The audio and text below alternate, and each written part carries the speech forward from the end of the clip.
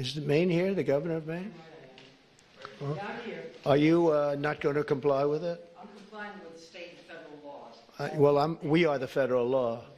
Well, you better do it. You better do it because you're not going to get any federal funding at all if you don't. And by the way, your population, even though it's somewhat liberal, although I did very well there, your population doesn't want men playing in women's sports.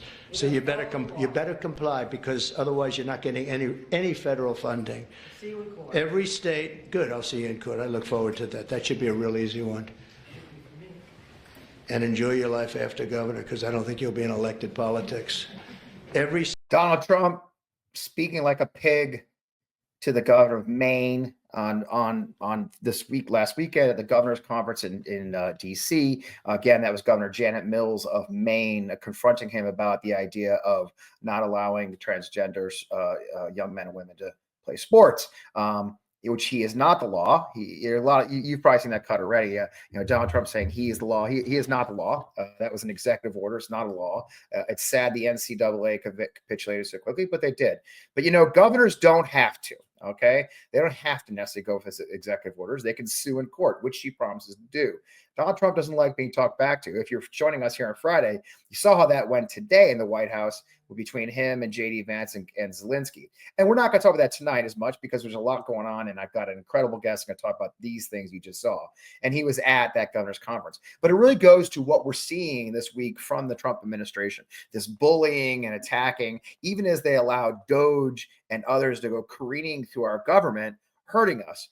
And the disdain that Republicans have, be it Elon Musk, be it Trump, be it elected Republicans, is unbelievable. And that's what we're seeing. And the things they're doing, like just cutting programs and then figuring out afterwards they actually cut something necessary, leading to things like this ridiculous event the other day at the cabinet meeting, I think Elon Musk's cabinet meeting, where he explained the little oopsie they had. And I should say, we will make mistakes. We won't be perfect. But when we make a mistake, we'll fix it very quickly. So, for example, with USAID, one of the things we accidentally canceled very briefly was Ebola prevention. I think we all want Ebola prevention. They cancel Ebola prevention. Oh, little mistake, one of the most deadly diseases on planet fucking Earth. And they accidentally, mistakenly cut the support for it. You know how that goes. Who doesn't mistakes? The jackass in the White House wearing a baseball cap and a t-shirt that said tech support in a cabinet meeting of the United States government is the guy who laughed about that. Elon Musk, the real president of the United States. Oops, we cut the National Nuclear Security Organization. We had no idea. How many more oops they're going to be? How many? But don't worry, Donald Trump's all over it. The chairman of the board, he's not actually CEO. He's the chairman of this thing. The real CEO, the president of the United States, is Elon Musk. But Trump was asked about, what the Republicans are trying to pull in their little Heidi budget. As you know, the budget, if you hadn't heard, the Republicans passed a budget memorandum. It's a guidance memo. It's not the actual budget. But in that, they wanted $800 billion cut from Medicaid. I'm not going to say it's not. They're going to say, no. We're directing the Commerce and Energy Committee to cut $800 billion, not Medicaid. Well, the Commerce and Energy Committee, the only place they can cut anything is from Medicaid. But here's when His Highness Donald Trump was asked about that. The bill that passed last night aims to cut $2 trillion. Right. Can you guarantee that Medicare, Medicaid, Social Security will not be touched? Yeah, I mean, I have said it so many times, you shouldn't be asking me that question. Okay? This will not be read my lips. It won't be read my lips anymore. We're not going to touch it. Now, we are going to look for fraud. I'm sure you're okay with that, like people that shouldn't be on, people that are illegal aliens and others, criminals in many cases. And that's with Social Security. We have a lot of people. You see that immediately when you see people that are 200 years old that are being sent checks for Social Security. Some of them are actually being sent checks. So we're tracing that down, and I have a feeling that Pam is going to do a very good job with that. But you have a lot of fraud. But no, I'm not. We're not doing anything on this. Okay, I understand. No one's getting checks who says to reserve them. No one 200 years old. That's not a thing. That's because Elon Musk idiot kids don't know how to read COBOL and didn't understand that there wasn't an age in there because the person's old, that it defaults to a zero number. So that adds up for years. There's no 150-year-olds getting Social Security. There's no dead people getting Social Security. And let's be very clear, very, very clear. Medicare to Medicare fraud is not individuals getting fucking health care. It's doctors and insurance companies making millions by fraudulently filing claims for patients that don't exist. The most likely scenario of a fake patient is because the doctor created it to make millions. Just Google Medicare fraud and you'll get a list of doctors, and you'll also find an asshole named Rick Scott, who's a senior Republican senator from Florida. He was on top of a company that had one of the largest Medicaid frauds in American fucking history. But we won't talk about that, will we? My final thing I want to do before we talk to the governor of Maryland is this. The idea, the disdain that Republicans have for those they're supposed to serve, those who receive the benefits of our government for whatever reasons. Our social safety net exists for the least among us to be rose above their means and to survive. Because we learned over hundreds of years that by providing for those who are the least amongst us, it makes us a better country and it makes us a decent people. And here's the idea of decency from a Texas fucking congressman. A new House bill that could expand food stamp requirements, meaning that if you're going to get food stamps in this country or SNAP, and you're able-bodied and childless, and you're 18 to 65, you have to work at least 20 hours a week. Why isn't this the law? Right. It should be the law. You know what? We have a message for those kind of folks. If you're able-bodied and you want to, milk the taxpayer, those days are over. Get off the couch. Stop eating the Cheetos. Stop buying the medical marijuana and watching television. You're going to actually contribute now because the American taxpayer is fed up. And as Elon Musk mentioned in that segment prior, we can't fund the federal government anymore with these kind of deficits. When we're spending more on our interest payments, almost $1 trillion than we are on our military, that should be a wake-up call that if we don't change course, we're going to lose this great republic of ours. They work for food stamps. There's already work requirements. Okay? There's a million requirements for those people, for SNAP benefits and others. It's a lie. It's been a lie since the 80s when Reagan said the same lies. Okay? But the disdain that this man has, he has no idea who's getting these food benefits. It's children. It's pregnant women. It's seniors. It's not a 20-something. There's no 27-year-old dudes laying on the couch eating Cheetos and smoking weed. Okay? Just fucking stop. Stop being shitty people. Okay? We got a lot to talk about. But I'm thrilled that I've got a great guest, as I always do. I know you've been waiting to hear from him because you heard we were going to have him. I've got Governor Wes Moore, fellow Army veteran, joining us. Just came out of a press conference this afternoon where he announced some new benefits for his Maryland citizens. Let's get on the show. I know you want to hear from Governor Moore. It's a great conversation. I'm Fred Wellman. This is On Democracy, the FP Wellman, right here exclusively now on the MeidasTouch every Friday night. Let's get on the show.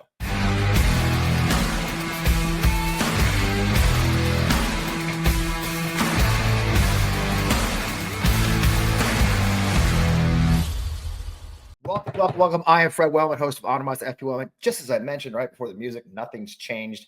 What an insane week. It's always an insane week in Washington. We said this before. Today has been an especially insane day. You saw the stuff in the White House. But more importantly, I have an opportunity to talk to somebody who's really witnessing it up close and personal, firsthand, right in the shadow of D.C. Governor Wes Moore is the 63rd governor of the state of Maryland. He's Maryland's first black governor of the state's 246-year history. And if you believe that, just the third African-American elected governor in the history of the United States, served as an Army infantry officer, deployed to Afghanistan, the 82nd Airborne. I'm a 101st guy, but we still get along. And between all that, business, philanthropy, best-selling author, Governor Moore, welcome to On Democracy. It's so good to see you again, my friends. It's great to see you, brother. Thank you so much for everything, man. So, what an exciting time to be in politics. How's it going? Listen, like they taught us in the military, stay frosty. Stay frosty. It's been quite a month, the administration. They're assaulting everybody and everything else. You were there. I opened the video of Janet Mills, the conversation. You attended the National Governors Conference in the White House last week. Tell us what you saw.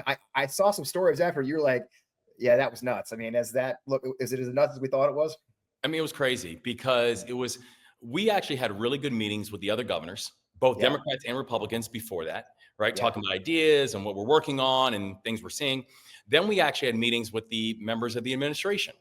So the cabinet secretaries, which, you know, and again, even on things that we disagreed with what they were saying, I appreciated the back and forth, right? And I appreciated the fact that they were hearing us when we're saying, this is what we're saying. We hope you can address X, Y, or Z. And we had a really good exchange.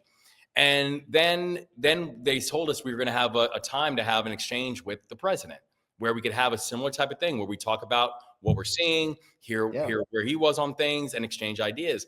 And we very quickly realized that was not the intent of having us there. The intent of having us there was to sit there and listen to him go on for over an hour and a half, where he was continuing to, you know, talk about conspiracy theories and talk about how this is the third time he's been elected president, and attacking our colleagues, like what he did against Janet, which was just so unnecessarily and so brutish. And it's like, come on, man. Like we have real issues we're working on, right? We're trying to make sure that we can increase housing inventory so we can drive housing price down. We're trying to make sure that we can get the cost of prescription drugs under control so seniors are not getting hosed every time they go get drugs that they need. Right? We're actually trying to really work on real issues here. And we need the president to be engaged. And we just noticed in that meeting that there was not that same level of engagement that we would have hoped for. And it's you weren't serving last time, but it is very different. There's just axe grinding and anger all the time. And you saw that come out attacking Janet. She stood up to him, which is great, which he hates, which only sets him off more. And what is, I guess for you, you go back to Maryland, you say to myself, okay, what does this mean for me as a governor of a state? You're the state right next door to DC. I mean, do you have to kind of sit down with your team and say, okay, we have to calculate a little bit different. Our calculations are different than they were. Yeah, well, I think what it was is that it meant that we are just doubling down on accomplishing our mission, but just understanding that it has to be done now in a context that you know, and I've said before, I will work with anyone, I will bow down to no one. And we now have an approach where we say, I said, there's 3 goals that we have got to get accomplished, right? One, we are trying to get a tax cut to middle-class families and making it a little easier for middle-class families in the state of Maryland, give them a little extra money in their pocket and release that pressure valve that they're feeling. That we've got to make it easier for businesses to come and grow and scale and choose the state of Maryland, particularly in industries that we are very bullish on, like IT and life sciences and aerospace and defense. And we got to make sure we're investing in our people. Those were our North Stars. What I've told our team is those will continue to be our North Stars. But at the same time, we have to understand that when we're watching things like the shuttering of federal agencies, when we're watching things like the dismissal of federal workers, and particularly in a state like Maryland, where there are over 160,000 federal workers who call the state of Maryland home. And that doesn't include the uniformed personnel. That does not include the contractors. Right. So we have a real obligation to make sure that we are coming up with ways and being able to work with Washington when we can. And we have a real obligation to make sure that when they're doing the wrong thing, that we will always stand up for our people. And you do have a lot to lose. I mean, you were competing for the FBI headquarters. You're just now recovering from we still have to build the bridge, the key bridge. I mean, I know I saw your Republican opponent, you know, in the House saying, "Oh, we need to be more cautious." And you also are probably smart to know already that it doesn't do you any good to, you know, you got to do what you got to do, right? Listen, I tell folks, man, I don't pick fights, but I don't let myself get punched in the face either. Well, there you go. You know what I mean? Like I don't do that. And so we are always going to make sure that we're going to fight for the people of our state. We are going to advocate for the people of our state. And I will work with anybody who has the best interest of Marylanders at heart. But you cannot tell me that you are going to lay off entire agencies. You can't tell me that we just had a press conference literally just a few minutes ago where I was standing up there with federal workers who have been arbitrarily laid off, who also call the state of Maryland home. And we have now just signed executive orders to making sure that they are streamlined into other forms of occupation if they see fit, that we're making sure we're upping our unemployment insurance. Like if you are forcing us to do that, you can't tell me that you have the best interest of Marylanders at heart. And that's the issue I have. And that's it. And that's where I was going to go. It's like, you know, how can you help these folks? I mean, and state, you have power. Yeah, the states are not without power. That's our system, right? You have the power to control your state. You do have, I mean, I believe you have the second largest federal workforce outside of DC next door, more than any else in the country. You're going to feel this impact very greatly. It's good to see the kind of thing. You must be hearing some horrifying stories from your constituents, though, about the way they're being cut like this. Fred, it's so sad because these are people who just raise their hands to serve. Yeah. And in some cases, these are people who have worked for Democrats, Republicans. They don't care. They're public servants. They're people who are, in some cases, put on a uniform every single day. In some cases, get up and put on a suit every single day. But all of them with the common thread is that they're doing it on behalf of the American people. They're doing it because they're making sure that our seniors can get their prescription drugs. They're doing it to make sure that our veterans can rest in peace and their families are getting additional supports. They're doing it to make sure that our national security is protected and our streets can be safe. These are people who are not partisan people. Right. They just simply believe in this country. And now they're finding turning around that the people who are most attacking them is actually the country. And that is just what's so heartbreaking about it, because these are good folks, man, who are just trying to do good work. Yeah, and along that lines, I had a clip in the intro. You didn't see it, but Representative Fallon from Texas was on TV this weekend, and we're talking about these Medicaid cuts, and it's no way to spin. They're going to do Medicaid cuts, right? And I think what shocks me in the whole situation, especially knowing your history, Wes, and having known you for a few years, that your philanthropy, you work in philanthropy, and you work with the underprivileged. What kind of bothered me was the way they're literally smearing. Like, he was on TV smearing. If you're going to sit on the couch eating Cheetos and buying medical marijuana and getting free healthcare, those days are over. It really seems like these idiots act on this stereotype, clearly racist, let's be honest, racist stereotype, often misogynist bigotry around who's getting this healthcare. And Right. you're a governor and you've worked in philanthropy in your home city. That's not who's getting Medicaid, is it? It's nobody's laying on their couch who's getting Medicaid. The reasons they're on Medicaid for reasons. Can you make sure our viewers understand who is it getting Medicaid in Maryland who's going to suffer from these cuts? You know who's also receiving those benefits? And I say that for both of us as a military veteran, it's our military veterans. Because over 1 million military veterans are receiving those benefits. Yeah. And so if people want to call, these people who have put their lives on the line, people who have been willing to pay the highest price to be called American, people who are willing to sacrifice on behalf of this country in a way that those who have criticizing them would never be willing to do the same. And those are the ones that you're calling the Cheeto eaters. Those are the ones who you're calling the people who are just sitting on couches. The ones who have put on the uniform and defended this country overseas in times of combat. That's who we're talking about.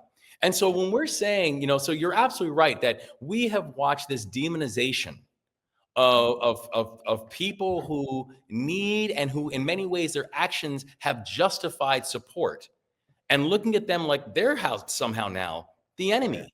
There's now somehow the entitled. And so I think it's really important to be clear that when we're talking about who is going to be hurt when we do things like Medicaid cuts, who's going to be hurt when we do things like, when people say we'll cut CHIP. Well, let's be clear. CHIP stands for children's health insurance. It's going to be hard on the worker cards, although they're rolling back the worker card laws too. So I guess in Alabama or Arkansas, in Arkansas is a worker card. So when people are like, people shouldn't be on CHIP, they should just work. I'm like, those are kids. You do understand, and that's it. We laugh. Look at us laughing, but it's real. You're not making that up, Governor. They've said that kind of crazy stuff, haven't they? It's like they really do. They don't have any idea who's getting these benefits, but they're happy to smear them and cut those benefits at the same time. Correct. That's exactly right. And another topic that we kind of touched on earlier, which I'm dear to my heart. I have great memories of going through Baltimore, driving across the Key Bridge. Obviously, it's shocking. I'm gonna laugh with you, Governor. I had no idea it hasn't been a year yet, which tells you how the time has warped. But it's a year, March 26th, I believe, since the impact on the Francis Scott Breed. Lots of those good men and women who work on the bridge. And I just also read that it's the largest record year for the Port of Baltimore at the same time. I guess, first of all, how's recovery going? I guess the next step is to rebuild the bridge, right? It is. And I got to tell you, I'm so proud of our state. Yeah. That first morning, why? That first morning when I got a chance to survey the damage, and knowing that we not only had a bridge that was over a 2-mile long bridge that was now sitting at the bottom of the Patapsco River, that we had 6 souls that we were still searching for, and that 13% of our economy was essentially shut down because of the Port of Baltimore being shut down.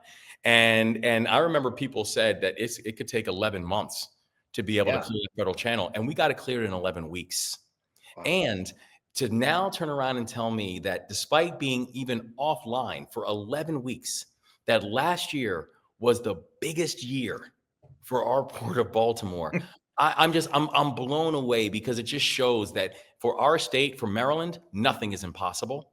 And just what happened when you had a state that was willing to mobilize together and that was willing to push through. And that's honestly why I look at a lot of challenges we are facing right now with our federal government and what we're seeing. You know, I tell the people of our states, guys, we've seen hard times before, and we do hard things, and we're gonna be despite this craziness. I mean, we're gonna be okay. What's made it so successful? I think I know the answer. This is a leading question. I'm going to be honest. I'm not that kind of journalist. We saw President Biden there. We saw Secretary Buttigieg there early on. You had a lot of federal assistants. They came in. It felt as an outsider there was a humility to their. You know, they showed up with humility and said, "Hey, what do we got to do here?" And then, of course, your own. I mean, I know. I'm sure unions were involved. The port workers were involved. I mean, Local I don't leaders. think people understand, right? Yeah. You had a lot of people had to kind of bend, right? Was that key to success? The number of people are saying, look, we're going to put this aside, that aside, and work together. I know you implemented a jobs program, I believe, some relief for your port workers that were out of work. I mean, that took a lot of coordination, didn't it? It did. And I remember that first morning, I laid out 4 objectives that to the people of our state that morning who were waking up in fear as to what was going to happen. Can Where I imagine. told them, you know, objective 1 was that we were going to provide comfort and closure to the families who lost individuals, that we were going to make sure we were going to reopen the federal channel as quickly as possible, that we were going to support everyone who was impacted, and that included our port workers, that included their families, that included the small businesses, and that we were going to rebuild the Francis Scott Key Bridge. And we're proud of the fact that in record time, we were able to accomplish those objectives, and we're now on pace to be able to get the Key Bridge rebuilt on time and on budget. But it really comes down to one reason, Fred, and you know this, it's unified command. It's the idea that we were all working together with the same objective. And that if you notice, when we had daily press conference, we led daily press conferences. And when I was standing there, we had our congressional delegation, we had the mayors, we had the county executives, we had the Navy, the Army Corps of Engineers, we had the Coast Guard. Everybody was unified. And that's the only way that you're actually going to be able to accomplish big things, is when you're not fighting each other, because people knew we have a big job to do.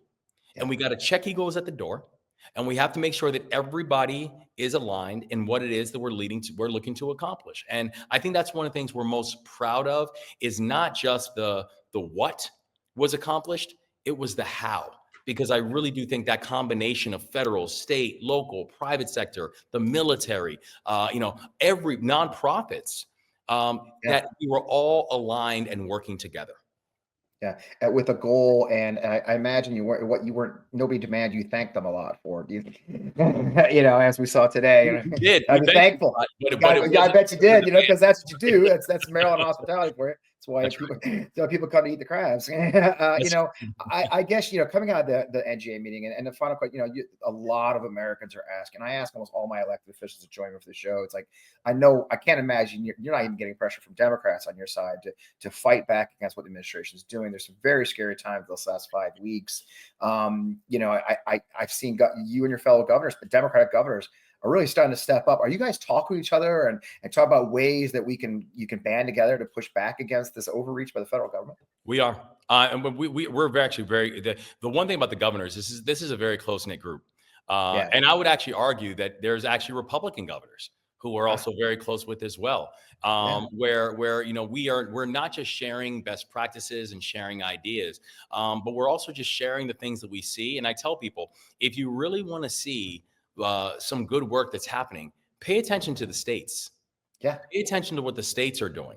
And, you know, and I know that even the work that happened, even the press conference we just had today, where it's really about how is Maryland mobilizing in this moment to support our federal workers, that was also informed with conversations with other governors on seeing the things that they're doing as well. So I think this actually is a really powerful moment where people are seeing the power of the federal government. But I think most importantly, people are going to see the power of states. And that's what I think is really exciting. Well, that's going to be the key here. I think we're going to have to figure out the different layers and the local levels. I actually had an opportunity to speak to County Councilman Patrick Young, also a veteran, today, and he, of course, he has CMS headquarters right in his district as well in the city. So obviously, it's going to take every layer of government to find out where they can fit in these things more than ever before. And I'm glad you're doing there in Western. So what else you doing, Governor, that we need to look out for? And obviously, you're girding now for these layoffs and what's, I know you've got a budget battle ahead of you. Are you feeling good about that? I mean, you've got you got a good team on the Democratic side, or you feel comfortable into the budget cycle? No, we are, and I think this is where we say that there's a few things that we're going to be able to accomplish in this next budget cycle. That we are going to make sure we're giving middle class families a tax cut. And we're going to make sure we're giving them a little bit of economic relief, that we are going to make sure that we're making Maryland more economically competitive and more competitive for our businesses. And we're going to continue to invest in our people. But I really am so excited that this is going to be a moment when we're not going to kick the can down the road. We understand the challenges that we inherited. I mean, they've been projecting a structural deficit in the state of Maryland, a multi-billion-dollar structural deficit since 2017. And it was just never dealt with. This is the moment where I say, I'm not kicking the can down the road. We are going to deal with this, and we're going to grow this economy. And when we do that, I think that's when people are going to understand that this group, in partnership with the General Assembly, is that we understood this assignment. That's great to hear, because you got headwinds against you. Obviously, the national economy is wavering, and anxiety has never been higher. Yep. I believe you could do. I said in other conversations, others, not governors, but others in your position, elected officials, saying, we're going to have to be leaders in this moment to kind of calm the anxiety and make sure we've got a plan. And it sounds like that's exactly what you're trying to do in Maryland, a beautiful state that has been beat up for its cost. It sounds like you're ready to take on that reputation direct head on, aren't you? Oh, yes, we are. Oh, yes, it is a beautiful state. Unfortunately, Annapolis is there. I know you have to host Annapolis there. It's unfortunate. I know you had to get down there and pretend you like the Naval Academy. I get it, man. 364 days of the year. I love it. I get it, man. I know you're at the game. I missed this year's game. I'm kind of glad I did, to be honest with you. That was a bit of a debacle. It was but bad. Nonetheless. Well, Governor, I'm going to let you go. I know you got a lot going on. I can't thank you enough and your staff for putting this together finally. And it's always a pleasure to see you, sir. And thanks for taking time to MeidasTouch me. God bless you, brother. Thank you so much, man. Likewise. See you soon. I appreciate you. Thanks. And pause. And good seeing you, sir. You're awesome. You're awesome. Thank you, seriously. Oh, that's very kind of you. I really appreciate taking time. Great conversation. We had a little pause there talking to the governor. I've been very fortunate to get to know Governor Moore over many years. We worked in the same circles in the Veteran Service Organization world when he was in Baltimore, and the work he did in New York with the Robin Hood Foundation. And he's truly a great American and a great veteran. And I'm just privileged to call him a friend, which is really still weird for me to say. But you can see the important work's going on. You can see the importance of the fight, and you can see the importance of the honesty that we're seeing, and see our Democratic governors, which is really in a lot of ways the first line of defense. We talk about Capitol Hill a lot in our show, but the governors are really going to be our first line of defense in a lot of ways. Our governors, California, Michigan, all the Democratic governors we've got out there, they're going to be fighting for us, like the governor of Maine, which we saw in the opening clip. This is a fight for our nation in a lot of ways, and you can see that the power resides at the state level to fight back in a lot of ways. And we're very, very fortunate to have people like Wes Moore and others fighting that battle. As always, you can find us here exclusively on the MeidasTouch Network. Now the On Democracy FP Wellman show is right here exclusively on here Friday nights. I am Fred Wellen. You can find our show you can find more of our shows on the On Democracy channel on YouTube. I'm really proud of what we're growing on the On Democracy channel. So if you are here on the Meidas Mighty, we love you. I'd love the privilege to have you go on over to the On Democracy channel on YouTube as well while you're here, and click on that subscribe button for the On Democracy channel. That's at On Democracy channel on YouTube. We're putting up a lot of great original content. This Sunday, we're going to have the great Simon Rosenberg, the Hope Year Chronicles, Simon Rosenberg, live on the show on Sunday. I also have a great interview with Representative Ami Bera, who's a doctor, the longest serving Indian American in Congress. He'll be joining us from California to talk about the hiding the ball, the Medicaid cuts, and more. Honestly, just going to be another great show on Sunday live. I hope you'll join us, and don't watch that ABs. Don't watch those other channels. They're crappy Sunday shows. You know what? They're in the tank. We're not in the tank for anybody. We're trying to tell the truth. We're trying to be honest, try to introduce you to people you need to know. So with that, I am Fred Wellman. Join us again next week. I'm Fred Wellman. This is on the MeidasTouch. We'll see you again next week.